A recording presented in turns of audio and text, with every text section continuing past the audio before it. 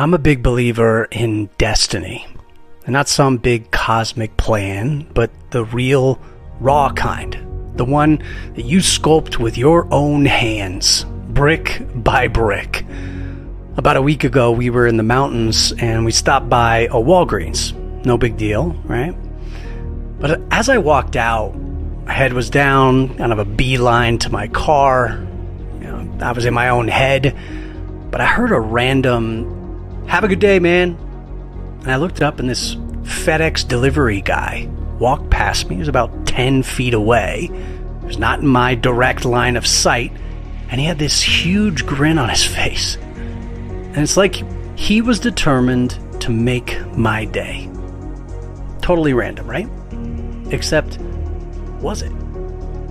Or perhaps was it a tiny ripple in the pond of life sent out by someone who chose to do something that potentially could impact those in his path? See, my daughter has a saying that she's had since she was very little. You can shine no matter what. And this guy, this one awesome speck in the universe, decided to buy into that message and, well, look at the impact. Now you're hearing it and maybe it hits home and you share it and so on. I used to go to Starbucks all the time and someone would pay for my drink and then I'd pay for someone, maybe behind me and then on and on. It's that pay it forward concept. But it works. And this Walgreens incident was interesting because, look, this FedEx guy wasn't at my house. Right? He wasn't at my place of business where it's normal for someone to say something like that. It was out of his way. It was a decisive act by a stranger at a Walgreens while I was on vacation.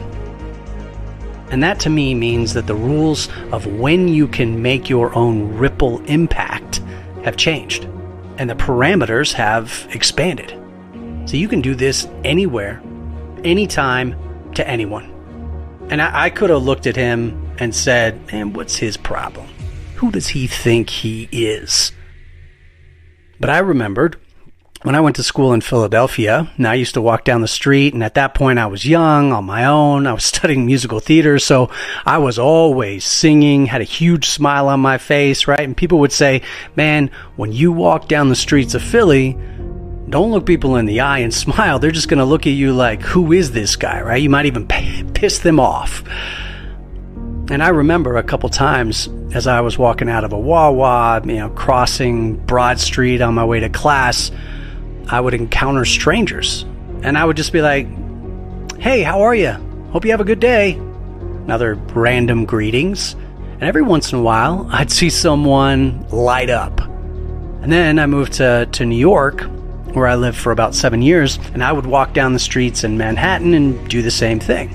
Maybe I'd be on my way to an audition or a callback or my sales job selling vacations over the phone, but I would catch people by the eye and I would say, hope you have a great day. Hey, how's it going? Hi there, with a big smile on my face, and same thing, a tiny ripple. Now in neuroscience, researchers have found that when we see someone smile, it stimulates what's called our mirror neurons, and the control system for our facial muscles is suppressed. And this usually triggers a smile of our own.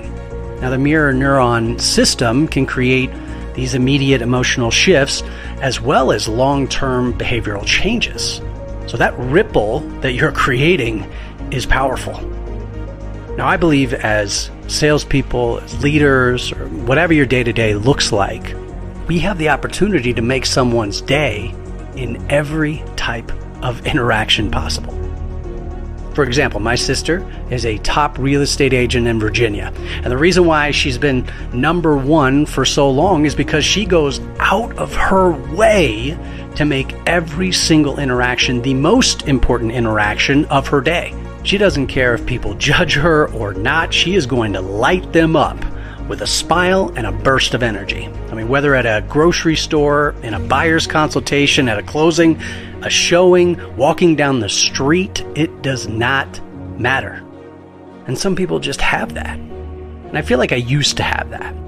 And it takes an interaction like the one I had at Walgreens for me to remember that I not only have the opportunity, but almost the duty to make every interaction something special, to make somebody else's day.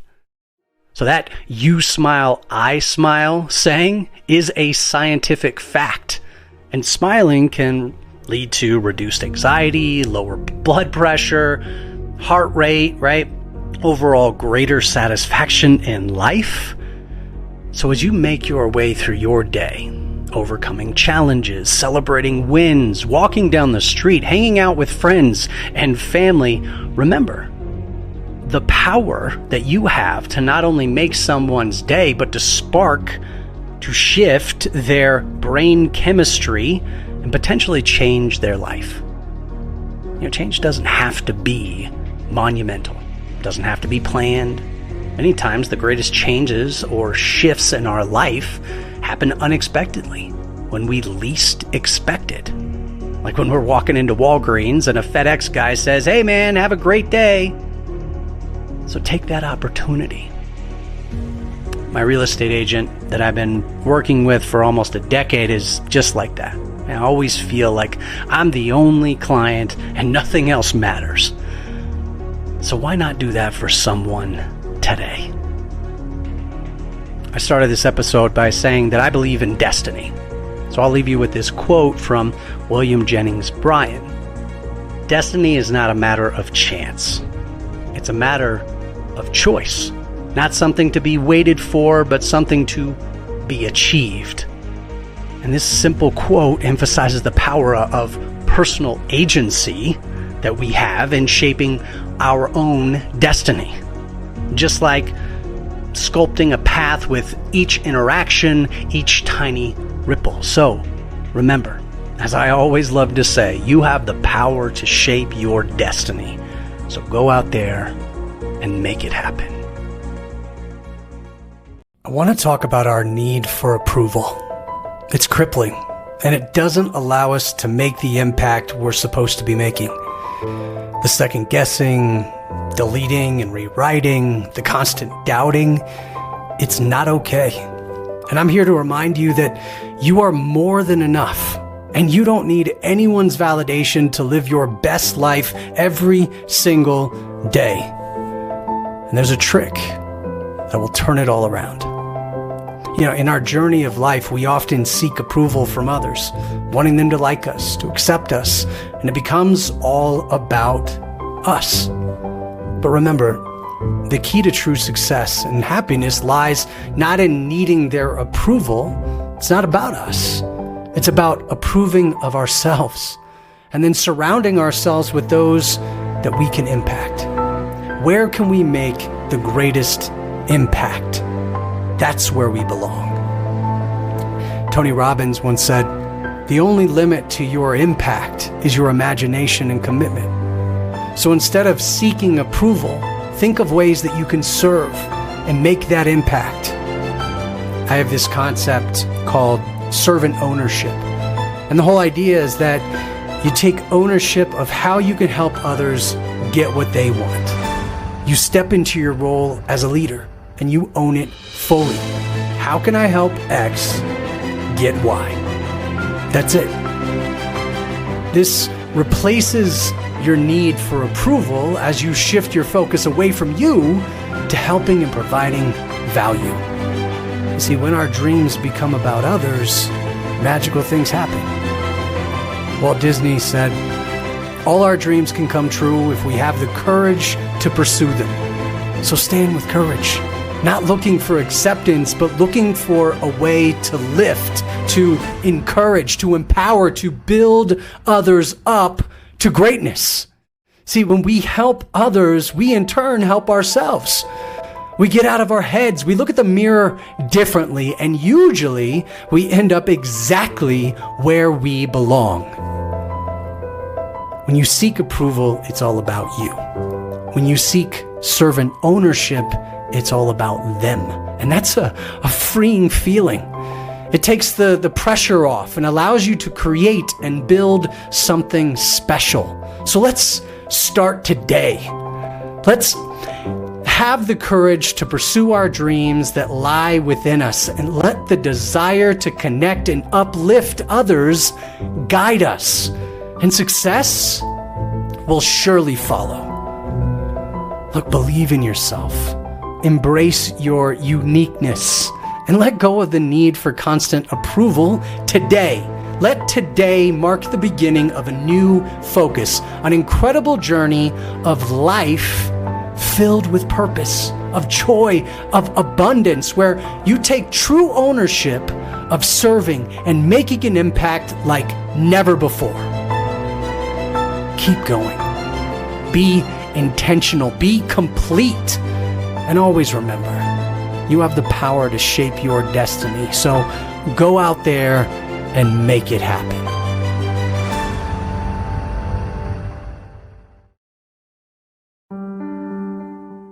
I want to tell you about an encounter I had on my morning run. Now, this one taught me a valuable lesson.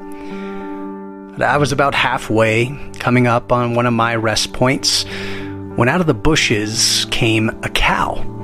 Now, this is unusual to say the least. I've never seen or heard a cow in my neighborhood, so I was a bit shocked. But then she started yelling at me, like long sustained cries. Basically telling me, look, you need to back up or I'm gonna charge. I don't even know what that would look like, so yeah, I slowed down and then backed off slowly. You'll come to find out the whole situation wasn't about me at all. When I looked a little closer, I saw a calf behind the bushes. She was just protecting her kid. Then as I stepped back even further, I realized she had a whole herd of about 20 or 30 cows that were on the loose, and they had broken away from the herd. So she was just trying to find her way back while also protecting her calf from getting hurt or more lost. I had no idea, and my first instinct was to judge her for yelling at me. And many times we judge people's behavior based on what we hear in the moment or what we see right in front of us. We don't necessarily look around for context. I know I don't. We don't look behind the bushes or step back to gain perspective to understand what's really going on. We just judge that cow for its aggressive behavior. But it wasn't aggression. It was protection. It was fear. And after a few moments, I saw her lead her calf back to her family, and they reunited and laid down together. See, I was just in her path. She didn't know how to handle me, so she responded. I mean, for all I know, she could have been asking me for directions, right? Like, how can I get back to my herd? I'm freaking out. I'm lost. Have you seen my family? But what I heard was, well, you better step back or I'm coming for you. And Meryl Streep, who I love, has an excellent quote here. She says, "The great gift of human beings is that we have the power of empathy. We can all sense a mysterious connection to each other." And even though this was an encounter with a cow, it was like we were connected in some way. And once I stepped back, I felt for her. Like I wanted the best for her entire family out there. So what can I learn here? I need to take a beat. Instead of rushing to judgment or defensiveness, I need to look. I need to look for the full story. And oftentimes it's not about me, right? Even though most of the time that's all I see, I may be a small detour, a roadblock when someone's trying to find their way home, right? Their world, their worries are so much bigger than that little interaction in that moment. And if I can understand, or at least admit that I don't fully understand what they're going through, then I can acknowledge that, look, they're doing the best that they can in that moment. And if I can give people the benefit of the doubt, and I can approach the situation with compassion, with empathy, right? I may not be able to help all the time, I may not be able to take them home, but at least I can remove myself as another roadblock on their journey. And in doing so, I just hope that I've earned the right to be treated the same way. Look, when I don't show up as my best, when I'm caught up in my fears or, not being completely understood, I just hope that others will show me the same grace and help me back to where I belong, safely, without judgment. Look, this cow was a simple metaphor for how we see people along our journey. And I just hope that I lead with understanding, that I can remove roadblocks and be the compass for others trying to find their way. Look, we all have the power to shape our destiny. So let's go out there and make it happen.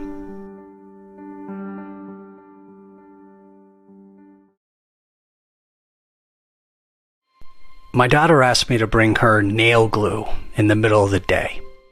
And right away I thought, what are you thinking? I mean, that's just ridiculous. Not gonna happen. No freaking way.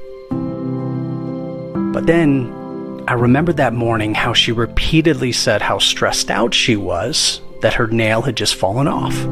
Now, to me, that wasn't even close to important, right? I could think of 1,000 other things that were more important. But I thought about her world for a second, and how in her world, nail glue was the most important solution she could find to move forward in her day. She couldn't focus on math.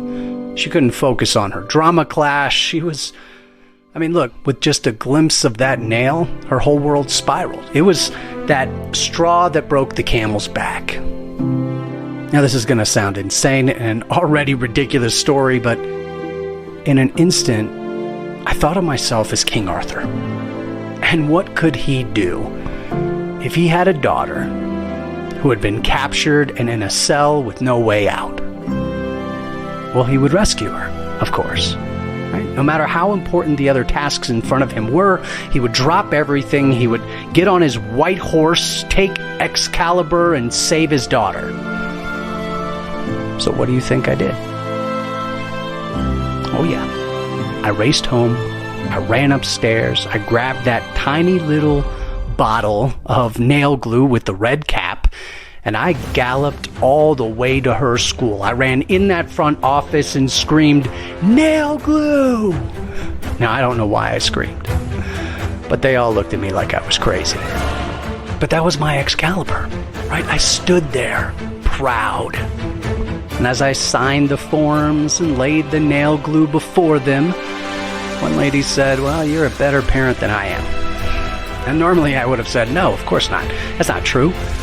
But today, I just smiled and thought, maybe today I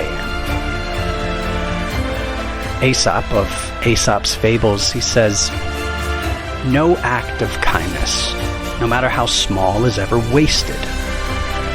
Now, sometimes we think that we are so small that despite our best effort to change the world, our actions are irrelevant. We're just one small speck in this endless span of the universe, and that's true. But we are a speck among other specks, though. And our actions may not change the lives of people across the world, but they affect our families, our friends, and our neighbors. Right? We have the power to change someone's life for the better. And we get these opportunities to be the hero every day. It may not be as obvious as slaying dragons or rescuing damsels in distress, but they are still important. These simple acts of kindness can be life-changing. And look, I'm definitely not perfect, because there's many times I go the opposite way, but I'm working on making better choices and invoking my inner King Arthur. And while this story is about nail glue, and it seems insignificant and shallow as I share this, to her, to that awesome girl I get to hang out with every day, it was the world. So to me, it mattered, and it became something worth fighting for. Even Gandalf says, It is the small, everyday deeds of ordinary folk that keep the darkness at bay. Small acts of kindness and love. So when you're making your sales calls, meeting with prospects, putting together proposals, remember how important your work is to them. That you are changing a life out there with your small acts. And sometimes it may not seem like it, as you may call after call and face an endless dose of rejection, but keep going.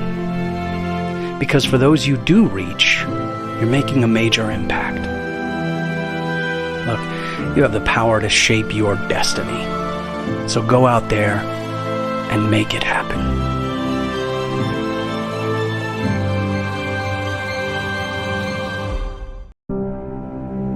Leadership isn't restricted to title or position. It's about tapping into your inner greatness and serving others at the highest level.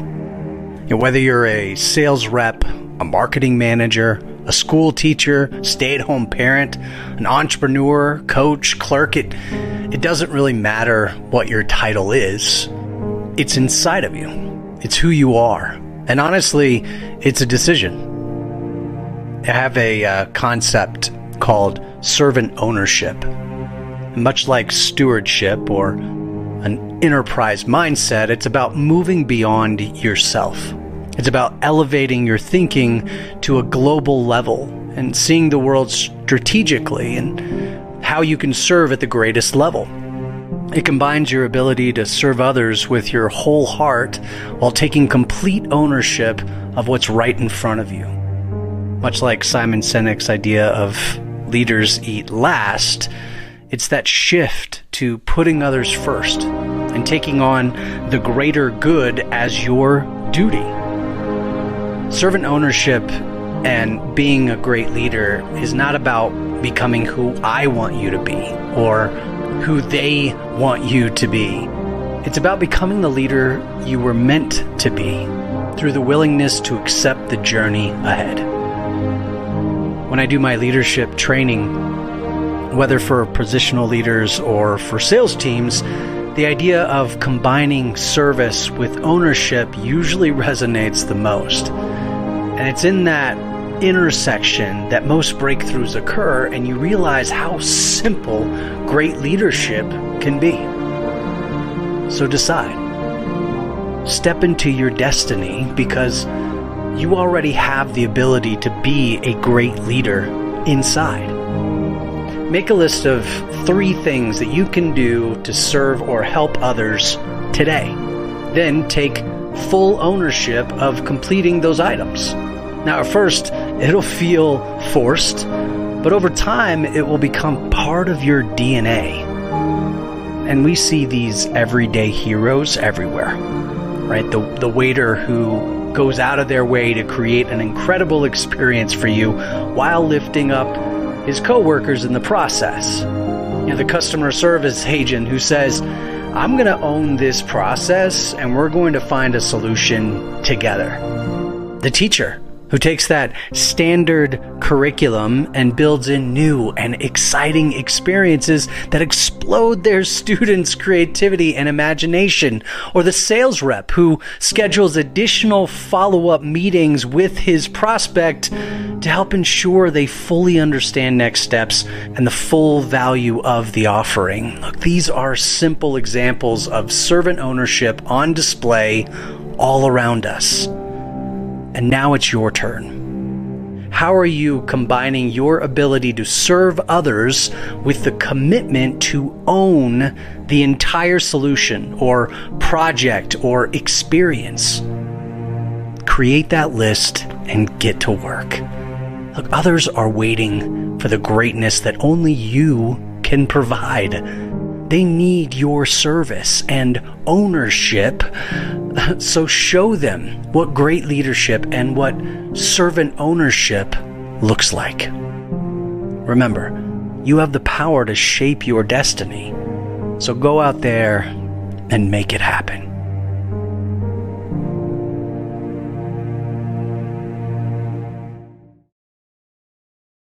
If I were looking for gold and I had a treasure map, And let's say there's a wide open field in front of me, I'd start searching. And once I found that X marks the spot, I'd start to dig, right? And I'd dig and I'd dig, and at some point I'd have a choice. Do I continue to dig or do I quit? Saying, nope, I've had enough. There is no gold here. Walk away. We've all seen the image of the person searching for gold and they hit that critical point where they have to choose and they say no. They quit and they walk away. But if they just would have dug 2 to 3 more times, boom, they would have found that gold.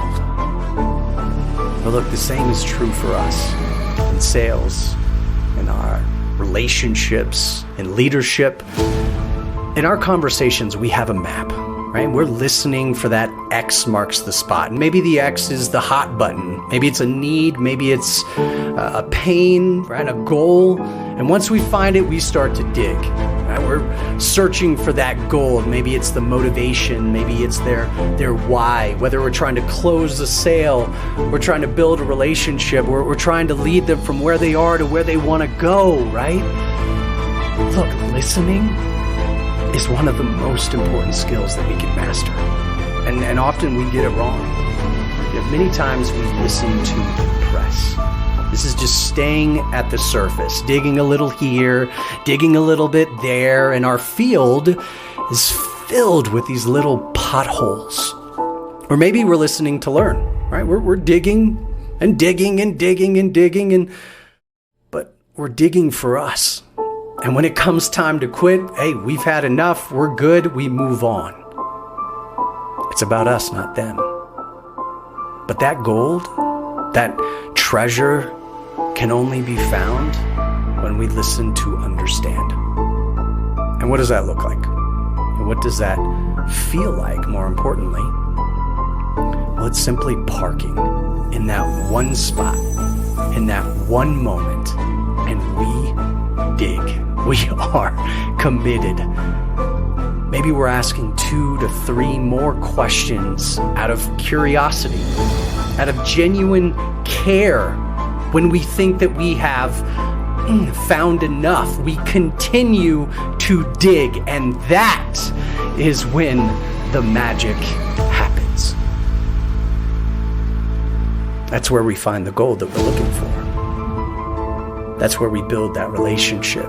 We earn the right to share our value that we have in our pocket. Maybe that's when we find the ability, exactly what we need to take them from where they are to where they want to go. It becomes about them and how we can serve and how we can make their life better. And isn't that the most important treasure we can find? So keep digging.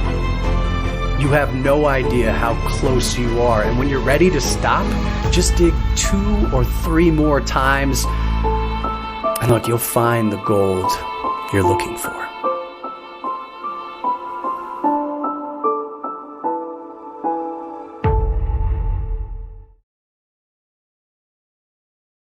I want to encourage you to become a shopping list person. When you go to the grocery store, there are 2 scenarios. Either you have a shopping list or you don't. And what happens? If you have the shopping list, you've been adding things, maybe with Alexa, add this, add that. So you walk in and now you have a shopping list. You go to the aisle, maybe you look for a quick sign, or perhaps you ask someone, but you know where you're headed. After you grab each item, you check it off, and item by item, you get this rush. And then, at the end, when you check out, you feel complete. You have everything you need. Then the opposite scenario. When you walk into the grocery store without a shopping list, what happens? You wander. Especially if you're hungry, you're in trouble. Start grabbing things you likely don't need and might spend extra time just wandering up and down the aisles looking for items that might come to mind. You don't really ask anybody anything because you're not really sure what you're looking for. So you're grabbing things, putting them in the cart. And when you check out, well, now you have a bunch of things that you don't need. You walk out and immediately it's like, I have the cookies, but I forgot the milk. And so in life, we have the same opportunity. You know, the grocery store is obviously an analogy for our life. It represents that. And there are things out there. There are aisles and aisles of possibilities, guides along the way, people to help us find what we're looking for. But if we haven't created a shopping list of what we want, of what we're after, then we're just wandering. And after every event, we say, if I only would have, I forgot this. And we want to go back, but it's just easier to move forward. So we go through life, and these wandering moments constantly stack up. And they become who we are, and what we have, and where we are in life. So I invite you to become a shopping list person. Shift your perspective. Shift a little bit of your activity so that you're intentional when you walk into that grocery store. Whether in your personal life, professional life, your sales career, your goals, start adding things to your shopping list. And when you arrive at the grocery store and you pop it open, you go for exactly what you want. And maybe you get some guidance along the way, but when you check out, you feel complete.